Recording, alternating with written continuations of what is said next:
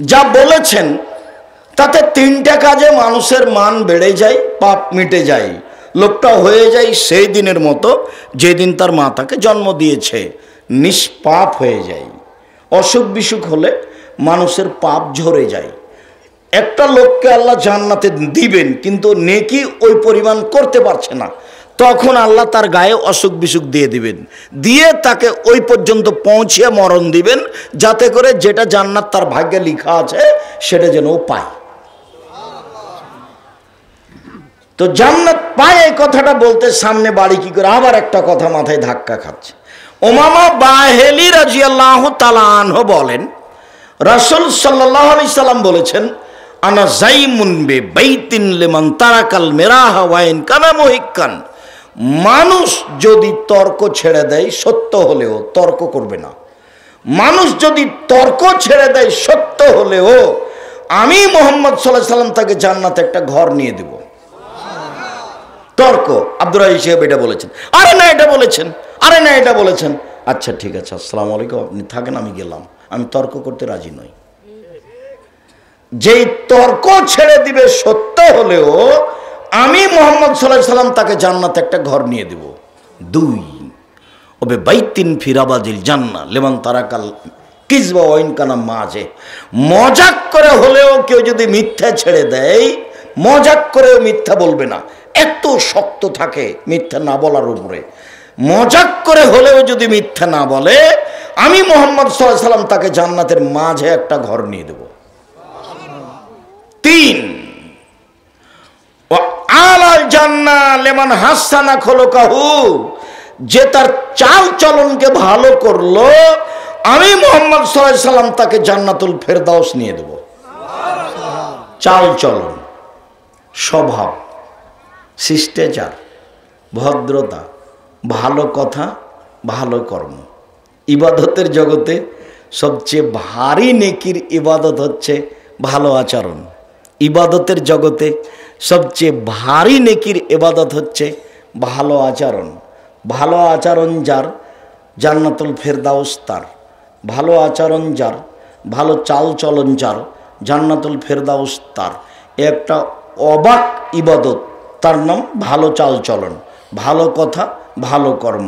মানুষে বলে ছেলেটা খুব ভালো, মানুষে বলে ছেলেটার স্বভাব ভালো, মানুষে বলে ছেলেটা খুব ভদ্র, এই হলো ভালো ছেলে। মানুষে বলে দুনিয়ার খারাপ শয়তান, মুখখান খুব খারাপ, দুনিয়ার খারাপ, দোমুখা ওর কথা ছাড়ো তো, এটা কি? এ হলো খারাপ চাল চলন। আমি একটু বাস্তব দেখাই, এক মিনিট। বাগবাড়িতে একটা অটোতে অটো দাঁড়িয়ে আছে, আপনি বসে আছেন, আমি এখন উঠেছি সেই অটোতে, উঠতেই ওই লোকটা টান দিয়েছে, আমি একবারে আপনার মুখের উপরে গিয়ে পড়েছি। তখন আপনি বলছেন বসেন বসেন বসেন, কোনো সমস্যা নেই, বসেন বসেন, কোনো সমস্যা নেই। তো বসলাম। এ হলো এক। আপনার মুখের উপরে পড়তে আপনি বলছেন চোখ নাই, হিসেব করে উঠেন না গাড়িতে, চোখ নাই, দেখতে পান না আপনি, মানুষের গায়ের উপরে পড়ে। এটা একটা চাল চলন। বলেন তো কোনটা ভালো কোনটা খারাপ? চাল চলন। চাল চলন হলো সবচেয়ে ভারী নেকির কাজ। কে দাম দেয় চাল চলন? মানুষ একজন আর একজনকে সুযোগ পালে একবারে জেল জুলুম হাজত ধুয়ে ছেড়ে দিচ্ছে। আবার ফের এমনিতে কেন যে বলছে এভাবে আমি বুঝতে পারি না। তার এভাবে বলার কি প্রয়োজন? দাপট দেখিয়ে 2 দিন বাঁচার চেষ্টা করিয়েন না, দলীয় ক্ষমতা দেখিয়ে 2 দিন বাঁচার চেষ্টা করিয়েন না।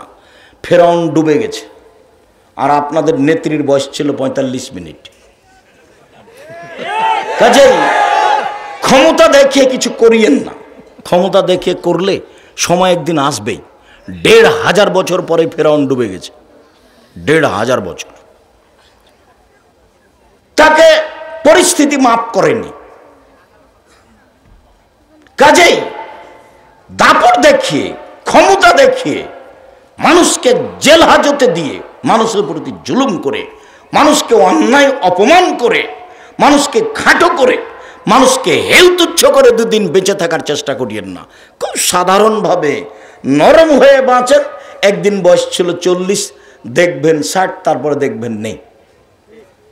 আমি তো সেই দিন আসলাম বক্তব্য দিতে, মনে হচ্ছে ওই যে সেই দিন 90 সালে একবারে প্রথম ফতে আলী মসজিদে। দেখি এখন অনেক দিন হয়ে গেছে।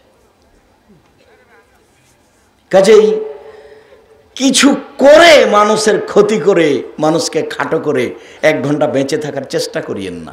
4টা কাজ করবেন জীবনে। 1 5 ওয়াক্ত সালাত, 2 হালাল রুজি, 3 কোরআন তেলাওয়াত, 4 দুইজন যেখানে বসে আছে সেখানে বসবেন না। আড্ডা পিটা চিরদিনের জন্য হারাম। দোকানে বসে গল্প করা চিরদিনের জন্য হারাম। আড্ডা পিটা চিরদিনের জন্য হারাম। এশার সালাত আদায় করে এসে মাথায় টুপি দিয়ে ওই ল্যাংটা মেয়ে টিভিতে নাচছে, আর আপনি দেখে চক্ষু ঠান্ডা করছেন, কলিজা ঠান্ডা করছেন মাথায় টুপি দিয়ে, আর আপনি মানুষের বদনাম করছেন, তখনও আপনি ভালো মানুষ?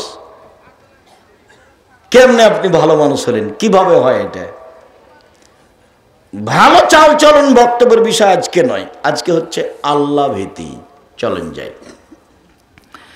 আনাস রাদিয়াল্লাহু তাআলা আনহু বলেন, খাতাবানা রাসূলুল্লাহ সাল্লাল্লাহু আলাইহি ওয়াসাল্লাম খুতবাতান মা সামিতু মিসলাহা কাত্ত। একদা আল্লাহর নবী আমাদের মাঝে বক্তব্য দিলেন, এমন বক্তব্য দিলেন এরকম বক্তব্য জীবনে কোনোদিন শুনিনি। তাতে তিনি বললেন, লাউ তা'লামুনা মা আ'লামু লাবাকিতুম কাসীরা ওয়া লাযাহিকতুম কালিলা। পৃথিবীর মানুষ, আমি যেমন আল্লাহকে চিনি, তোমরা যদি আল্লাহকে চিনতে। পৃথিবীর মানুষ, আমি যেমন আল্লাহকে জানি, তোমরা যদি আল্লাহকে জানতে।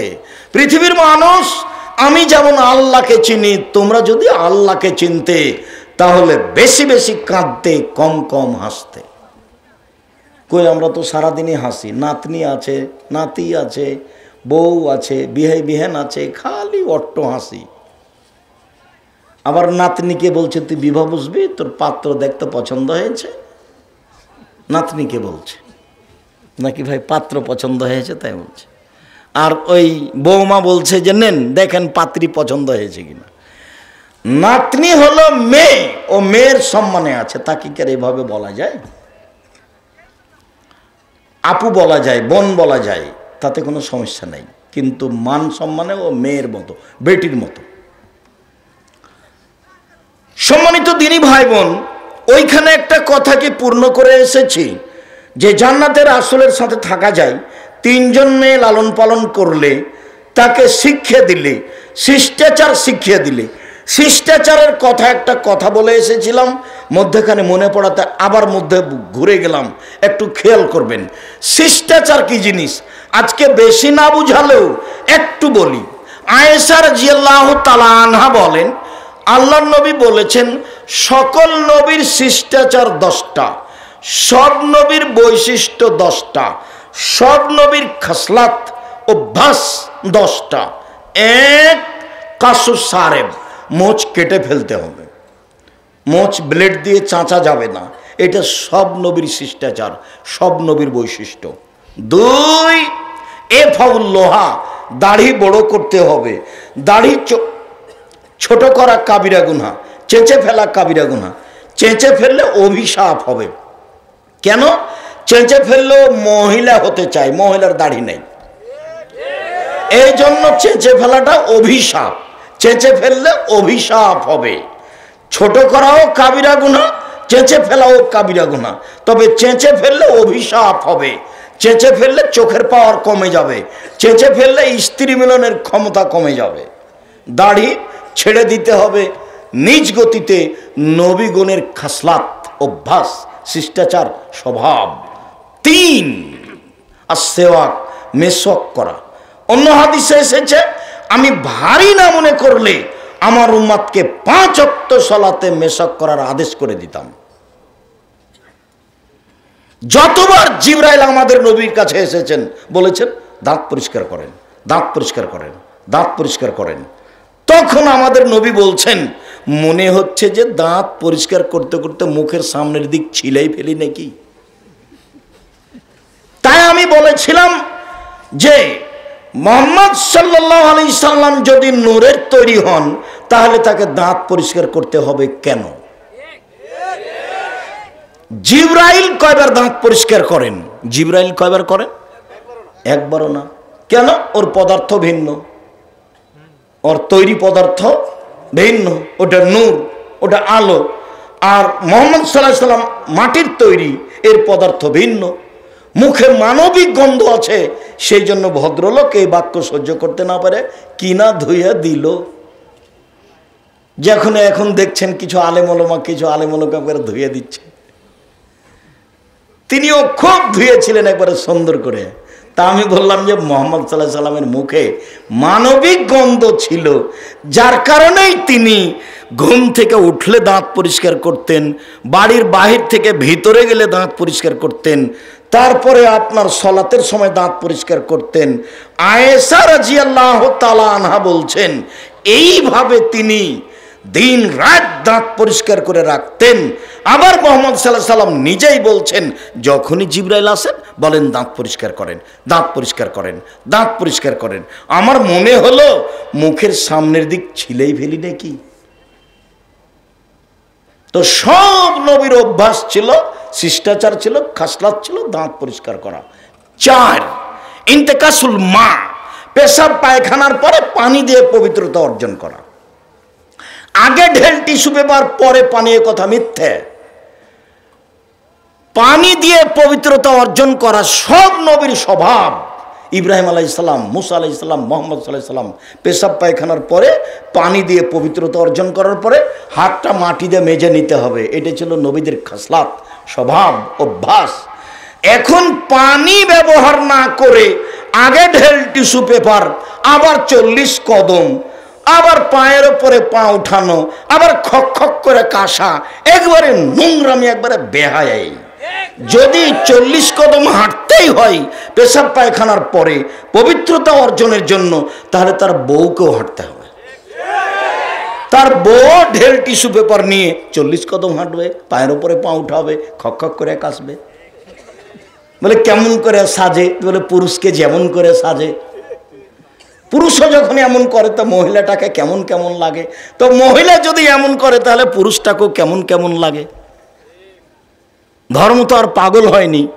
সব নবীর অভ্যাস ছিল পেশাব পায়খানার পরে পানি দিয়ে পবিত্রতা অর্জন করা।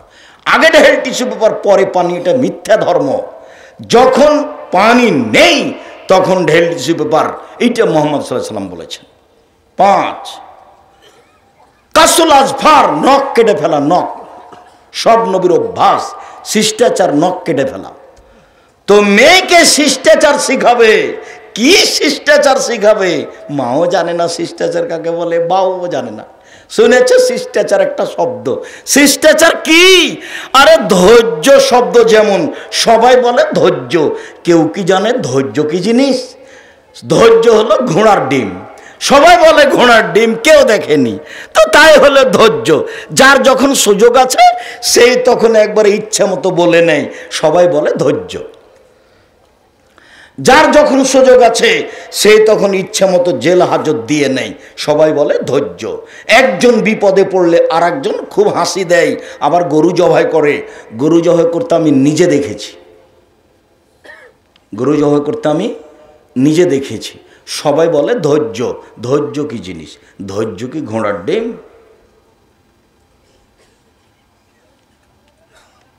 তো শিষ্টাচার কি জিনিস? শিষ্টাচার কি ঘোড়ার ডিম? এখন এখানে যারা মহিলারা বসে আছে, অধিকাংশ মেয়েদের নখ বড় আছে। তোর ওর বাপ নাই নাকি? ওটা কি তার সৎ বাপ? ওর মা নাই, ওটা কি তার সৎ মা? আমি বলেছি সৎ মা, কিন্তু আসলেই কি সৎ মা? সৎ মা নয় তো। আমি বলেছি সৎ বাপ, তা আসলেই কি সৎ বাপ? সৎ বাপ নয় তো, হলো অযোগ্য বাপ, ঘৃণিত কাপুরুষ বাপ। শিষ্টাচার কাকে জানে না। আল্লাহর নবী বলছেন যে ওই মেয়ে বাপের জন্য অন্তরাল হবে জাহান্নাম থেকে বাঁচার জন্য। যেই বাপ মেয়েকে বিদ্যা শিখিয়ে দিল, শিষ্টাচার শিখিয়ে দিল, ভালো আচরণ করলো, বিবাহ শাদী দিয়ে দিল, সে মেয়ে 3টে হবে অন্তরাল। শিষ্টাচার কাকে বলে? শিষ্টাচার কি জিনিস? সামনের দিকের মাথার চুল ছোট করা, সেটাই কি শিষ্টাচার? সব চুল ছোট করা, সেটাই কি শিষ্টাচার? ভুরু তুলে চিকন করা, সেটাই কি শিষ্টাচার? দাঁত ছিলে চিকন করা সেটাই কি শিষ্টাচার? এই নগ্ন স্কিন পায়জামা পরা সেটাই কি শিষ্টাচার? আরে একবারে স্কিন পায়জামা পরে আছে আর বাপের মাথায় টুপি আছে, সব বছরই হজ করে, ওমরা করে মাসে মাসে, এটা বাপ আর এটা বেটি। আমি বলেছি সৎবাপ, আপনি বলছেন আব্দুর রাজ্জাক সাহেব এভাবে বলিয়েন না। বলেন আমি কি করতে পারি? আপনি যদি স্বাভাবিক মনে করেন তাহলে এটা মিথ্যা। আপনার নাম মুসলিম আর আপনার ধর্মের নাম ইসলাম। ইসলাম মানে মেনে নেওয়া, মুসলিম মানে মেনে নিয়েছি, ইসলাম মানে মেনে নেওয়া, মুসলিম মানে মেনে নিয়েছি। বলেন আপনি কি মেনে নিয়েছেন? শিষ্টাচার কাকে বলে? কাপড় পরার সময় ডান হাতটা ঢোকাতে হবে আগে, এর নাম শিষ্টাচার। শিষ্টাচার কাকে বলে? বাচ্চার জুতা পরালে ডান পায়েরটা আগে পরাতে হবে, তার নাম শিষ্টাচার। শিষ্টাচার কাকে বলে? মসজিদে ঢোকার সময় ডান পাটা আগে দিতে হবে, তার নাম শিষ্টাচার। শিষ্টাচার কাকে বলে? বাচ্চাকে ডান কাতে শোয়াতে হবে দোয়া পড়ে, তার নাম শিষ্টাচার। শিষ্টাচার কাকে বলে? বাচ্চাকে দুধ খাওয়ানোর সময় বিসমিল্লাহ বলতে হবে, নইলে শয়তান দুধ খাবে, খাবেই, নিশ্চিত খাবে, অবধারিত খাবে, খাবেই খাবে, নবী বলেছেন খাবে, অতএব খাবে। মা যখন বাচ্চাকে দুধ খাওয়াবে তখন মায়ে বিসমিল্লাহ বলবে। শিষ্টাচার কাকে বলে? পেশাবখানায় যাবে, পায়খানায় যাবে, দোয়া বলে দিবে। শিষ্টাচার কাকে বলে? গিলাসটা ডান হাতে ধরবে। শিষ্টাচার কাকে বলে? ডান হাতে খাবে। শিষ্টাচার কাকে বলে? সালাম দিয়ে বাড়ি থেকে বের হবে। শিষ্টাচার কাকে বলে? সালাম দিয়ে বাড়িতে ঢুকবে। শিষ্টাচার কাকে বলে? শিষ্টাচার কি জিনিস?